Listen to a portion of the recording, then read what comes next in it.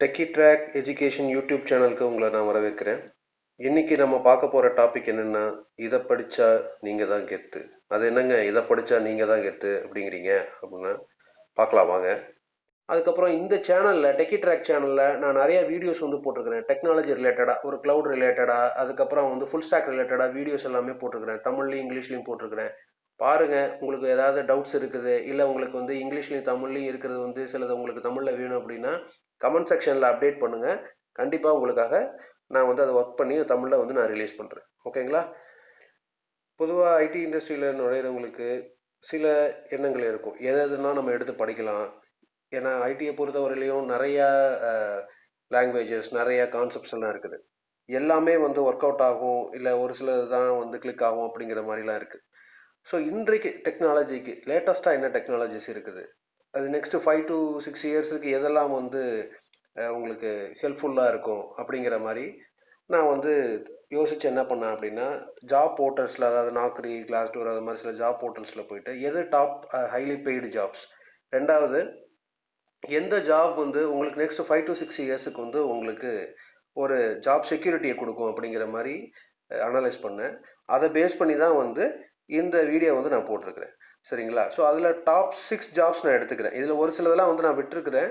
அதுக்கு எந்த ரீசனும் கிடையாது. ஏன்னா வந்து ஜென்ரலாக எதெல்லாம் வந்து ஈஸியாக இருக்கும் படிக்கிறதுக்கு, ரெண்டாவது ஹெல்ப்ஃபுல்லாக இருக்கும் அப்படிங்கிற மாதிரியான ஒரு தாட்டில் நான் இதை லிஸ்ட் அவுட் பண்ணியிருக்கிறேன். ஸோ ஃபஸ்ட்டு ஜாப் வந்து பார்த்தீங்கன்னா டேட்டா சயின்டிஸ்ட். டேட்டா சயின்டிஸ்டுடைய ஜாப் என்ன அப்படின்னு பார்த்தீங்கன்னா, ஃபார் எக்ஸாம்பிள் நீங்கள் வந்து ஒரு அமேசான், ஃப்ளிப்கார்ட், இல்லை ஸ்விக்கி, அது மாதிரி ஏதாவது ஒரு ஆன்லைன் சைட்டுக்கு போயிட்டு, ஷாப்பிங் சைட்டுக்கு போயிட்டு நீங்கள் ஏதாவது ஒரு ஐட்டம் பர்ச்சேஸ் பண்ணுறீங்க. ஃபார் எக்ஸாம்பிள் ஃப்ளிப்கார்ட்டுக்கு போயிட்டு ஒரு மொபைல் வந்து நீங்கள் தேடுறீங்க. அதுக்கப்புறம் மாடல்ஸ்லாம் பார்க்குறீங்க. அப்போதைக்கு உங்களுக்கு வந்து அதை பர்ச்சேஸ் பண்ணுறதுக்கு மூடு இல்லை. சரி, ஜஸ்ட்டு க்ளோஸ் பண்ணிட்டு நீங்கள் வேறு ஏதோ எடுத்து படிச்சுக்கிட்டு இருக்கிறீங்க. ஸோ அப்போ நீங்கள் ஒரு வெப்சைட் எடுத்து நீங்கள் ஏதாவது படிச்சுட்டு இருக்கீங்க அப்படின்னா, அப்போ கீழே பார்த்தீங்கன்னா கூகுள் ஆட்ஸில் மொபைல் ரிலேட்டடான ஆட்ஸ் எல்லாம் காட்டுவாங்க. ஸோ இது எப்படி நடக்குது அப்படின்னா, அதுதான் அந்த பிக் டேட்டா. ஸோ இப்போ நீங்கள் எங்கேயோ வேற ஒரு மிஷின்லையோ இல்லை உங்களுடைய டிவைஸ்லையோ வந்து நீங்கள் இன்புட் கொடுத்ததை உங்களை ட்ராக் பண்ணி நீங்கள் லேட்டஸ்ட்டாக எதை சர்ச் பண்ணீங்களோ அதை பேஸ் பண்ணி உங்களுக்கு ஆட்ஸ் காட்டுவாங்க. ஏன்னா இப்போ நீங்கள் அதை தானே நீங்கள் பார்த்துருப்பீங்க, அதை தானே உங்களுடைய மைண்டில் இருக்கும். ஸோ அதனால் லேட்டஸ்ட்டு மொபைல்ஸ் மாடல்ஸ் எல்லாமே வந்து அந்த கூகுள் ஆட்ஸில் காட்டுவாங்க. இதெல்லாம் எப்படி பண்ணுறாங்கன்னா, இதுதான் அந்த டேட்டா சயின்டிஸ்டோடைய வேலை. இது நான் சொல்கிறது ஒரு சின்ன எக்ஸாம்பிள் தான். இது மாதிரி ஃபுல்லாக வெரி பிக் டேட்டாவை வச்சு அந்த டேட்டா பேஸ் பண்ணி ரிப்போர்ட்ஸ் கொடுக்கறது, அந்த டேட்டாவை வச்சு ஒரு யூசர் வந்து என்ன ப்ரெடிக்ட் பண்ணுறாங்க, நான் என்ன யோசிக்கிறேன், எனக்கு என்ன தேவை, எது மாதிரி ஆட்ஸ் காட்டணும், எது மாதிரி வந்து ஆஃபர்ஸ் எனக்கு ப்ரொவைட் பண்ணணும், இதெல்லாம் திங்க் பண்ணி அந்த மாதிரியான ப்ராப்ளத்துக்கு சொல்யூஷன் கொடுக்குறவங்க தான் இந்த டேட்டா சயின்டிஸ்ட். ஸோ இப்போ இந்த ஸ்லைடில் பார்த்தீங்கன்னா ஜஸ்ட்டு நான் வந்து 3 கலரில் நான் டிஃப்ரென்ஷியேட் பண்ணியிருக்கிறேன். ஃபஸ்ட்டு ப்ளூ கலர் வந்து பிகினர்ஸுக்கு எவ்வளோ சேலரி கொடுப்பாங்க, அதாவது 1லேருந்து 4 இயர்ஸ் வரலையும் பார்த்தீங்கன்னா 7 lakhs per annum கொடுக்குறாங்க. மிட் லெவலில் 5 to 9 இயர்ஸ் எக்ஸ்பீரியன்ஸுக்கு வந்து பார்த்தீங்கன்னா 13 lakhs வரலையும் கொடுக்குறாங்க. அடுத்து கிரே கலர் வந்து சீனியர் லெவல் 10+ இயர்ஸ் எக்ஸ்பீரியன்ஸ் உள்ளவங்களுக்கு 25 lakhs அப்படிங்கிற மாதிரி கொடுக்குறாங்க. சரிங்களா? இதெல்லாம் ஃபுல் அண்ட் ஃபுல் வந்து ஒரு அனாலிசிஸ் பேஸ் பண்ணி தான் நான் கொடுத்துருக்குறேன். ஒரு சிலருக்கு இதை விட அதிகமாகவும் சேலரி கிடைக்கலாம், கம்மியாகவும் சேலரி கிடைக்கலாம். இது அவங்கவுங்களுடைய திறமையை பொறுத்து இருக்குது. ஸோ ஒரு இன்டர்வியூவில் நம்ம எப்படி நம்மளை ஷோகேஸ் பண்ணிக்கிறோம், எப்படி நம்மளுடைய திறமையை நம்ம வெளிப்படுத்துகிறோங்கிறத பொறுத்து தான் நம்ம வந்து அந்த ஜாபுக்கான சேலரியை வந்து நம்ம ஃபிக்ஸ் பண்ண முடியும். அதை வச்சு தான் நம்ம வந்து டிமாண்ட் பண்ண முடியும். சரிங்களா? நெக்ஸ்ட்டு வந்து பார்த்தீங்கன்னா artificial intelligence professionals. So artificial intelligence அப்படிங்கிறது என்னென்னா, இப்போ கம்ப்யூட்டர் என்ன பண்ணுது, நம்ம ஒரு ப்ராப்ளம் சொல்கிறோம், அதுக்கு ஒரு சொல்யூஷன் கொடுக்கறதுக்கு நம்ம ப்ரோக்ராம் எழுதி சொல்யூஷன் கொடுக்குறோம். பட் ஆர்டிஃபிஷியல் இன்டெலிஜென்ஸ் என்னங்கிறதுனா, அது நம்மளையே கேட்காம நம்மளுடைய ப்ராப்ளத்துக்கு அது ஆட்டோமேட்டிக்காக ஒரு சொல்யூஷன் கொடுக்கறது தான் ஆர்டிஃபிஷியல் இன்டெலிஜென்ஸ். இப்போ நிறையா நீங்கள் ரோபோட்ஸ் ரிலேட்டடாக படங்கள்லாம் நீங்கள் பார்த்துருப்பீங்க. அதுவாகவே ஓனாக திங்க் பண்ணும். சரி பாப்பா, என்ன வெறும் ரோபோ பண்ணுறது மட்டும்தான் வேலையானா அப்படி கிடையாது. ஃபார் எக்ஸாம்பிள் இப்போ வந்து எப்படி பண்ணிட்டு இருக்காங்கன்னா, இப்போ கார்லேயே பார்த்தீங்கன்னா, காரில் வந்து டிரைவ் மோடு இப்போ நம்ம செட் பண்ணுறோம். ஸ்போர்ட்ஸ் மோடு, டிராஃபிக் மோடு, இந்த மாதிரி நம்ம மோட் செட் பண்ணிட்டோம் அப்படின்னா, அது வந்து என்ன பண்ணுதுன்னா, அதில் இருக்கக்கூடிய அந்த கம்ப்யூட்டரைஸ்டு இது வந்து சிப்ஸ் வந்து என்ன பண்ணுதுன்னா, இன்ஜினுக்கும் கியர் பாக்ஸுக்கும் இன்ஃபர்மேஷன் கொடுக்குது. இந்த கியரில் ரன் பண்ணணும், இவ்வளோ ஸ்பீடில் போகணும் அப்படிங்கிற மாதிரி அது செட் பண்ணுது. இதுதான் ஒரு ஆர்டிஃபிஷியல் இன்டெலிஜென்ஸோடைய ஸ்டார்டிங் பாயிண்ட். இதுதான் தொடக்கமே. ஸோ இப்போ என்ன அட்வான்ஸாக என்ன பண்ணுறாங்கன்னா, டிரைவரே தேவையில்லை. ஜஸ்ட்டு நீங்கள் உட்காந்துட்டு போக வேண்டிய டெஸ்டினேஷனை மட்டும் நீங்கள் கொடுத்தீங்கன்னா போதும். அதில் இருக்கக்கூடிய டிவைசஸ் ப்ளூடூத் டிவைசஸ் ஆகட்டும், இல்லை மற்ற டிவைசஸ் சென்சார்ஸ் எல்லாம் வச்சு என்ன பண்ணுவாங்க அப்படின்னா, எய்த்தாப்பில் வண்டி வருதா வரலையா, நம்ம என்ன ஸ்பீடில் போகணும், திடீர்னு குறுக்க வண்டி வந்ததுன்னா நம்ம பிரேக் அடிக்கணும், இந்த மாதிரியான ப்ரோக்ராமிங்ஸ் எல்லாமே வந்து பண்ணுவாங்க. ஸோ அதுதான் வந்து ஆர்டிஃபிஷியல் இன்டெலிஜென்ஸ் உடைய one of the key point. இது மாதிரி வெறும் காருக்கு மட்டும் கிடையாது, நிறைய மெஷின்ஸு, டிவைசஸ்ஸு, ஈவன் சேட்டலைட்ஸ்லேருந்து எல்லாமே வந்து உங்களுக்கு இந்த ஆர்டிஃபிஷியல் இன்டெலிஜென்ஸில் எல்லாமே பண்ணுவாங்க. ஸோ ஒரு ஆர்டிஃபிஷியல் இன்டெலிஜென்ஸ் ப்ரொஃபஷனலுக்கு என்ன சேலரி கொடுக்குறாங்க அப்படின்னு பார்த்தீங்கன்னா, ஃபஸ்ட்டு 1 to 4 இயர்ஸுக்கு வந்து பார்த்தீங்கன்னா 8 lakhs கொடுக்குறாங்க. அதுக்கப்புறம் 5 to 9 இயர்ஸ்க்கு 17 lakhs, அதுக்கப்புறமேட்டு வந்து பார்த்தீங்கன்னா 24 lakhs வந்து கொடுக்குறாங்க. ஓகே. நெக்ஸ்ட் ப்ரொஃபஷன் பார்த்தீங்கன்னா full stock developer. Full stock developer அப்படிங்கிறது என்னென்னா, முன்ன வந்து ஒருத்தர் வந்து ஜாவா மட்டும் தெரிஞ்சிருப்பாரு, டாட் மட்டும் தெரிஞ்சிருப்பாரு, அதை மட்டும் தான் ஒர்க் பண்ணுவார். அதுக்கப்புறம் இந்த யூஐ, அதாவது இந்த பேஜ் டிசைன் பண்ணுறது, அதில் கலர் போடுறது, அதுக்கப்புறம் அதை இப்படி மெசேஜ் இப்படி வர்றது அப்படி போகிறது, இந்த மாதிரியான வேலைகள் எல்லாம் பார்த்தீங்கன்னா அதை தனியாக ஒருத்தர் பண்ணுவார். அதுக்கப்புறம் வந்து டேட்டா பேஸை வந்து ஒரு டேபிள் கிரியேட் பண்ணணும், இந்த மாதிரி வேலைகள்லாம் இன்னொருத்தர் பண்ணுவாங்க. பட் இப்போ எப்படி ஆயிடுச்சுன்னா, ஃபுல் ஸ்டாக் டெவலப்பருங்கிறது வந்து அவரே தான் வந்து ஒரு பேஜ் டிசைன் பண்ணணும், அவரே தான் வந்து இந்த பிஸ்னஸ் லாஜிக் எழுதணும், ஜாவாலையோ டாட்நெட்லையோ பைத்தான்லையோ எதுலேயோ ஒன்று எழுதணும், அவரே தான் டேட்டா பேஸ் டேபிள் கிரியேட் பண்ணி டேட்டாவை கொண்டு போய் ஸ்டோர் பண்ணணும். ஸோ எண்ட் டு எண்டுன்னு சொல்லுவாங்க, அதாவது டிசைன் பண்ணுறது, அதுக்கப்புறம் டெவலப் பண்ணுறது, அதுக்கப்புறமேட்டு அந்த பர்டிகுலர் அப்ளிகேஷனை வந்து அவங்க கொண்டு போய் டெலிவர் பண்ணுறது, இது எல்லாமே அவங்க தான் பண்ணணும். இது எல்லா டெக்னாலஜி யூஏயில் பண்ணணும், ஜாவாலையோ டாட்நெட்லையோ ஏதாவது ஒரு மிடில் டயர் சர்வீசஸ்ன்னு சொல்லுவாங்க, அதில் பண்ணணும். அப்புறம் டேட்டா பேஸும் தெரிஞ்சிருக்கும். அதுதான் ஃபுல் ஸ்டாக் டெவலப்பர் அப்படின்னு சொல்லி சொல்கிறாங்க. சரிங்களா? ஸோ ஃபுல் ஸ்டாக் டெவலப்பருக்கு ஃபஸ்ட்டு 7 lakhs கொடுக்குறாங்க, அப்புறம் எக்ஸ்பீரியன்ஸ் க்ரோ ஆகும்போது 14 கொடுக்குறாங்க, எக்ஸ்பீரியன்ஸ் அதிகமாகிடுச்சுன்னா 21 lakhs கொடுக்குறாங்க. அடுத்த ப்ரொஃபஷன் பார்த்தீங்கன்னா க்ளவுட் கம்ப்யூட்டிங். ஸோ ஜஸ்ட்டு க்ளவுடுனா என்னங்கிறத ஒரு ஜஸ்ட்டு சிம்பிளாக சொல்லியிருந்தேன். அதாவது எல்லாமே வந்து நம்மளுடைய மிஷின்ஸில் நம்ம ஸ்டோர் பண்ணிக்கிட்டு இருக்கணுங்கிற அவசியம் இல்லை இன்றைக்கி பொறுத்தவரையிலையும். ஸோ எல்லாமே வந்து பார்த்தீங்கன்னா இன்டர்நெட்டில் ஏதாவது ஒரு சர்வரில் இருக்கும். ஃபார் எக்ஸாம்பிள் ஜிமெயில் எடுத்துக்கோங்களேன், அது இன்டர்நெட்டில் இருக்குது. உங்களுடைய மெயில் பாக்ஸ் எல்லாமே வந்து ஏதோ ஒரு சர்வரில் எங்கேயோ ஒரு இடத்துல ஸ்டோர் ஆகிருக்கும். ஸோ திடீர்னு இப்போ நம்மளுடைய ஃபோன் ஒர்க் ஆகல, லேப்டாப் ஒர்க் ஆகலைன்னா டக்குன்னு அடுத்த டிவைஸில் போய்ட்டு நம்ம என்ன பண்ணிக்கலாம் அப்படின்னா, அந்த ஜிமெயில் அக்கௌண்ட்டை நம்ம ஓப்பன் பண்ணிக்கலாம். இதே க்ளவுடு வரதுக்கு முன்னாடி எப்படி இருந்தது அப்படின்னு பார்த்தீங்கன்னா, எல்லாமே வந்து நம்ம மிஷின்ஸ்குள்ளே உட்காந்துருக்கும். அந்த மிஷின்ஸ் வந்து ஏதாவது கிராப் ஆகிடுச்சுன்னு வச்சுக்கோங்களேன், ஏதாவது ப்ராப்ளம் ஆகிடுச்சு, ஒர்க் ஆகலை அப்படின்னா போச்சு, அவ்வளோதான், டேட்டா எல்லாமே போச்சு. நம்ம திரும்பி அதை ரிகவர் பண்ணுறதுங்கிறது ரொம்ப டஃப்பான ஒரு வேலை. ஸோ க்ளவுடு வந்ததுனால இதெல்லாம் ரொம்ப ஈஸி ஆகிடுச்சு.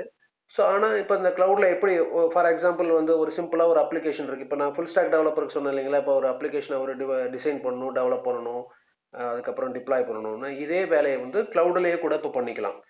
ஸோ அந்த க்ளவுடு வந்து பார்த்தீங்கன்னா அதுக்குள்ள நிறையா வந்து வெண்டார்ஸ் இருக்காங்க. இப்போ ஃபார் எக்ஸாம்பிள் வந்து பார்த்தீங்கன்னா அமேசான் வெப் சர்வீசஸ், ஏடபிள்யூஎஸ் இருக்குது, கூகுள் இருக்குது, மைக்ரோசாஃப்ட் அஸ்யூர் இருக்குது, இது மாதிரி நிறைய பேர் இருக்கிறாங்க. ஸோ இப்போ நீங்கள் க்ளவுட் இன்ஜினியர் ஆகணும், ஒரு க்ளவுட் கம்ப்யூட்டிங் ப்ரொஃபஷனல் ஆகணும்னா மேஜராக இந்த 3 வெண்டார்ஸ், அதாவது ஏடபிள்யூஎஸ் இல்லை கூகுள் இல்லைன்னா மைக்ரோசாஃப்ட், இவங்களுடைய டூல்ஸ், இவங்களுடைய போர்ட்டல்ஸ், இவங்களுடைய அப்ளிகேஷன்ஸ்லாம் எப்படி இருக்குது அதை பற்றி நம்ம படிக்கணும்.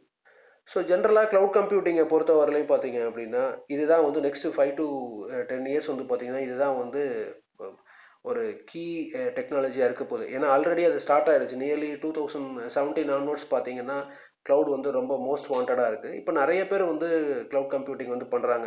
குறிப்பாக வந்து ஒரு 5 to 10 இயர்ஸ் வந்து ஏதாவது ஒரு ஜாவாலையோ இல்லை டாட்நெட்லேயோ இருப்பாங்க, இல்லை வேறு ஏதாவது டெக்னாலஜியில் வந்து இருப்பாங்க. அவங்க வந்து பார்த்தீங்கன்னா இப்போ மைக்ரேட் ஆகணும் அப்படின்னாக்க அவங்களுக்கு க்ளவுடு படிக்கிறது வந்து ரொம்ப ஈஸியாக இருக்கும். ஏன்னா பேசிக்காக வந்து ஒரு ஐடியா இருக்கும், உங்களுக்கு எப்படி ஒர்க் ஆகும் என்ன அப்படிங்கிற மாதிரி இருக்கும்.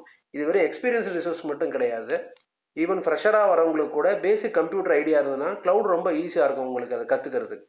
ஏன்னா அதுலேயே நிறையா இருக்குது, அதாவது அதுலேயே டெவலப்மெண்ட் பண்ணுறது இருக்குது, அதுக்கப்புறம் வந்து அதை வந்து சர்வர் மெயின்டைன் பண்ணுறது தனியாக இருக்குது, இது மாதிரி அதுலேயே நிறைய ஏரியாஸ் இருக்குது. ஸோ இப்போ ஒரு க்ளவுட் ப்ரொஃபஷனுக்கு எவ்வளோ கொடுக்குறாங்க அப்படின்னா 6 lakhs ஃபஸ்ட்டு கொடுக்குறாங்க, அவர் 1 to 4 இயர்ஸ் இருக்கும்போது. அதுக்கப்புறம் வந்து அவருக்கு எக்ஸ்பீரியன்ஸ் இன்க்ரீஸ் ஆகும்போது 15 lakhs கொடுக்குறாங்க. எக்ஸ்பீரியன்ஸ் வந்து 10+ மேலே போயிடுச்சுன்னா 25 lakhs வந்து கொடுக்குறாங்க. ஸோ அடுத்த ப்ரொஃபஷன் பார்த்தீங்கன்னா டெவாப்ஸ் இன்ஜினியர். இப்போ நான் சொன்னேன் இல்லைங்களா, இப்போ வந்து அப்ளிகேஷன் வந்து நீங்கள் டெவலப் பண்ணி முடிச்சுட்டு அதை கொண்டு போய் லான்ச் பண்ணணும். ஸோ லான்ச் பண்ணிங்கன்னா தான் உங்களுக்கு என்ன ஆகும், நீங்கள் ஆக்சஸ் பண்ண முடியும். ஃபார் எக்ஸாம்பிள் ஒரு ஃப்ளிப்கார்ட், அமேசான் இது மாதிரி எடுத்துக்கோங்களேன். ஏதோ ஒரு சாஃப்ட்வேர் இன்ஜினியர் அந்த மாதிரி வந்து ஒரு பெரிய டீம் உட்காந்து ஒர்க் பண்ணி எல்லாமே வெரிஃபை பண்ணி முடிச்சதுக்கப்புறம் என்ன பண்ணுவாங்க, அதை இன்டர்நெட்டில் எல்லாருக்கும் கிடைக்கிற மாதிரி அப்லோட் பண்ணுவாங்க, லான்ச் பண்ணுவாங்க. ஸோ அதை லான்ச் பண்ணுறதுக்கு ஒரு டீம் இருக்கும், அதே மாதிரி அதை மானிட்டர் பண்ணுறதுக்கும் ஒரு டீம் இருக்கும். ஸோ அது எப்படி ரன் ஆகுது, திடீர்னு ஏதாவது ஸ்லோவாகுதா, இல்லை அப்ளிகேஷன் கிராஷ் ஆகுதா, இல்லை அடிக்கடி பேச்சஸ் வரும்போது அதை டிப்ளாய் பண்ணணும், சர்வர் கரெக்டாக ஓடுதா, இது மாதிரி இந்த மானிட்டரிங் பண்ணுறதுக்கு எல்லாமே ஒரு டீம் இருக்கும். அதுதான் டெவாப்ஸ் டீம். இந்த டெவாப்ஸ் பர்சனுடைய வேலையே வந்து என்னென்னா, இந்த மாதிரி ஒரு அப்ளிகேஷனை ரிலீஸ் பண்ண உடனே அதை கொண்டு போய் ஒரு பர்டிகுலர் சர்வரில் டிப்ளாய் பண்ணணும், அதாவது அப்லோட் பண்ணணும். அதுக்கப்புறமேட்டு அதை வந்து வேறு வேறு என்விரான்மெண்ட்டில் எடுத்த உடனே எல்லா அப்ளிகேஷனையும் கொண்டு போய் எண்ட் யூசருக்கு வர மாதிரி பண்ண மாட்டாங்க. ஃபஸ்ட்டு அந்த டெவலப்பர் பண்ணி முடிச்ச உடனே QA டீம் இருக்கும், அவங்க அதை வெரிஃபை பண்ணுவாங்க. அதுக்கப்புறம் பிஸ்னஸ் டீம் வெரிஃபை பண்ணுவாங்க. அதுக்கப்புறம் பார்த்தீங்கன்னா தான் அது வந்து லைவுக்கே வரும். ஸோ இந்த வேலைகள் எல்லாமே வந்து பார்த்தீங்கன்னா டெவாப்ஸ் இன்ஜினியர் இருப்பாங்க, அவங்க தான் வந்து பண்ணுவாங்க. ஸோ அவங்க இது மட்டும் கிடையாது, டேட்டாபேஸ் மெயின்டைன் பண்ணுறது, சர்வர் மெயின்டைன் பண்ணுறது, அப்ளிகேஷன் ரிலீசஸ் ஓன் பண்ணுறது எல்லாமே அவங்களுடைய ரெஸ்பான்சிபிலிட்டியில் வந்துடும். ஸோ இப்போ டெவாப்ஸ் வந்து பார்த்தீங்கன்னா மோஸ்ட்லி க்ளவுடில், அதாவது AWS, கூகுள், அதுக்கப்புறம் மைக்ரோசாஃப்டில் வேரியஸ் டூல்ஸ் இருக்குது, அதை தான் வந்து அவங்க யூஸ் பண்ணி பண்ணுறாங்க. ஸோ இந்த டெவாப்ஸ் இன்ஜினியருக்கு சேலரி பார்த்தீங்கன்னா 5 lakhs ஃபஸ்ட்டு, அதுக்கப்புறம் 13, அதுக்கப்புறம் 23, அந்த மாதிரி வந்து ஏறிக்கிட்டே போகுது அவங்களுக்கு. இது depends on the experience and அவங்களுடைய திறமையை பொறுத்து இருக்குது. அடுத்து வந்து பார்த்தீங்கன்னா பைத்தான். ஸோ பைத்தான் வந்து பார்த்தீங்கன்னா ஒரு one of the growing language. ஆக்சுவலாக முன்னே இருந்தே இருக்குது, நியர்லி எனக்கு தெரிஞ்ச ஒரு 15 இயர்ஸுக்கு முன்னாடி இருந்தே இந்த பைத்தான் இருக்குது. எப்போ ஜாவாலாம் வந்ததோ அப்போலேருந்தே இருக்குது. பட் இப்போ ஏன் இது பைத்தான் ரொம்ப அட்வான்ஸ்டாக போயிட்டு இருக்கு அப்படின்னு பார்த்தீங்கன்னா, ரொம்ப ஈஸியாக நீங்கள் கற்றுக்கலாம். ரெண்டாவது, இது வந்து ஒரு ஃப்ரீவேர், நீங்கள் காசு கொடுத்து தான் வந்து அந்த சாஃப்ட்வேர் இன்ஸ்டால் பண்ணுங்கிறது கிடையாது. ஏன்னா இப்போ .NET வந்து உங்களுக்கு பெய்டு, அதுக்கப்புறம் ஜாவா வந்து பார்த்தீங்கன்னா அதுவும் வந்து உங்களுக்கு பெய்டாக மாற்றிட்டாங்க. அதாவது டெவலப்பராக நம்ம ஒர்க் பண்ணுறதுக்குலாம் பிரச்சனை இல்லை. பட் இப்போ கம்பெனிஸ் வந்து ஒரு ஜாவா அப்ளிகேஷன், ஒரு .NET அப்ளிகேஷன் வந்து யூஸ் பண்ணணும்னா அவங்க ஆர்க்கிள்க்கோ மைக்ரோசாஃப்ட்டுக்கோ நிறையா வந்து அவங்க பே பண்ணுற மாதிரி இருக்குது. ஸோ அதனால் அவங்களுடைய காஸ்ட் வந்து அதிகமான செலவு ஏற்படுது, காஸ்ட் அதிகமாகுது. ஒரு அப்ளிகேஷனை வந்து நம்ம ஒருத்தருக்கு பண்ணி கொடுக்குறோம். ஃபார் எக்ஸாம்பிள் ஒரு கடைக்காரர் வந்து ஒரு சிம்பிளாக ஒரு அப்ளிகேஷன் பண்ணி சொல்கிறாரு பில்லிங்க்கு. அதுக்கு வந்து நம்ம மினிமலாக வந்து ஒரு சின்னதாக ஒரு வெப்சைட் மாதிரி ஒன்று பண்ணி கொடுத்து நம்ம டிப்ளாய் பண்ணி நம்ம காசு வாங்கணுமே தவிர, அது வந்து ஜாவாவில் பண்ணுறோம், .NETல பண்ணுறோன்னா அதுக்கு லைசன்ஸ் வாங்கணும், அதுக்கப்புறம் அவங்களுக்கு வேற நம்ம பே பண்ணணும். இதெல்லாம் வந்து நமக்கு எக்ஸ்ட்ராவாக வந்து நமக்கு செலவாகுது. அதனால என்ன பண்ணுறாங்க அப்படின்னா, இந்த ஜாவா .NETக்கு பதிலாக ஒரு அல்டர்னேட் லாங்குவேஜ் ஒன்று வேணும், அதே நேரத்தில் ஜாவா .NETல இருக்கக்கூடிய அதே மாதிரி ஃபியூச்சர்ஸோடு வேணுங்கிறதுனால என்ன பண்ணுறாங்கன்னா இப்போ எல்லாருமே வந்து பைத்தானுக்கு போகிறாங்க. ஸோ பைத்தான் வந்து one of the most wanted and upcoming technology. சரிங்களா? இப்போ பைத்தான் லாங்குவேஜ் ஒரு டெவலப்பருக்கு வந்து இனிஷியலாகவே வந்து பார்த்தீங்கன்னா அவருக்கு 1 to 4 இயர்ஸில் வந்து 6 lakhsல கொடுக்குறாங்க. அதுக்கப்புறம் எக்ஸ்பீரியன்ஸ் க்ரோ ஆகும்போது அவருக்கு 16 lakhs, அதுக்கப்புறம் 28 lakhs கொடுக்குறாங்க. ஸோ இதெல்லாம் என்னுடைய அனாலிசிஸ் பேஸ் பண்ணி நான் இதை போட்டிருக்கிறேன். இதில் ப்ளஸ் அண்ட் மைனஸஸ் வந்து இந்த சேலரியில் எக்ஸ்பீரியன்ஸஸ் பேஸ் பண்ணியிருக்கலாம், அதை நான் முன்னாடியே சொல்லிட்டேன். ஸோ உங்களுக்கு இந்த யூடியூப் வீடியோ வந்து உங்களுக்கு பிடிச்சிருக்குன்னு நினைக்கிறேன். லைக் பண்ணுங்கள், சப்ஸ்கிரைப் பண்ணுங்கள், ஷேர். தேங்க்ஸ் ஃபார் வாட்சிங் this channel. Happy coding. Bye bye.